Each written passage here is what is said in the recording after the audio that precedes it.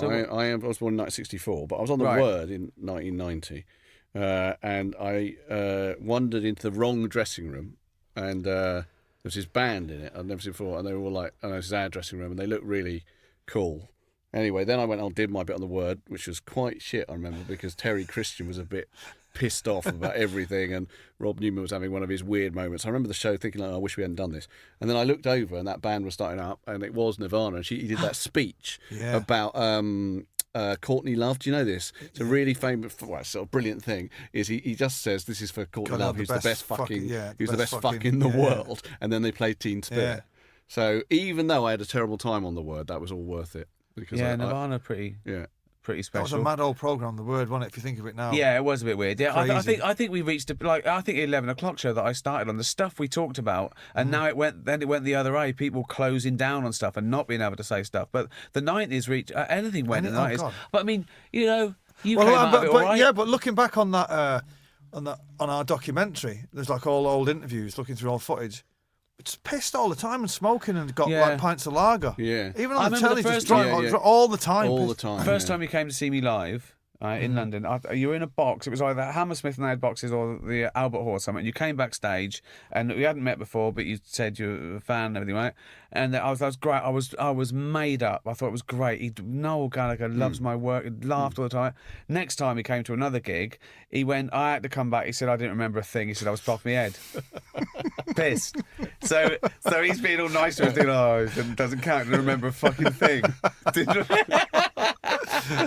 Have you stopped now? Drinking? Yeah. No, I wish. I have. I wish. No, I don't. Oh, you have it? That's the only thing I couldn't. I can't do it. I won't do it. Oh, No, I won't do it either. No. Actually, Sarah, I drink every night. My wife, we were saying one night, we know lots of couples, and we were saying, what would happen if one of us gave up the drink? You know what I mean? And she was like, I don't know, I could be with you if you weren't drunk. And I said, I don't know if I could if be you with weren't drunk, yeah. if she wasn't well, drunk. I become a better person when I'm drunk. She claims that I'm like miserable and grumpy. And she said, once I'm doing the conga. But I don't feel like get drunk because we drink, at 6 o'clock, it's pop.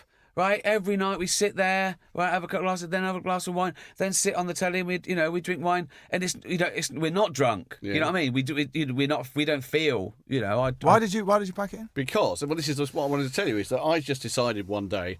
You know what? I don't really like the taste. I've never really liked the taste. And as I get older, I used to quite enjoy being drunk.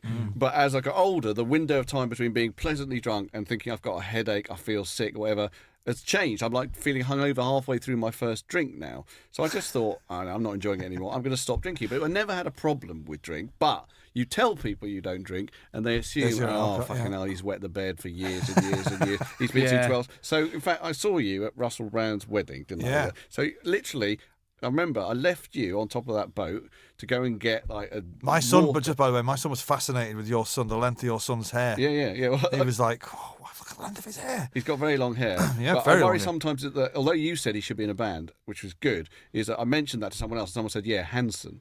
I thought, no, he's cool. He looks cool.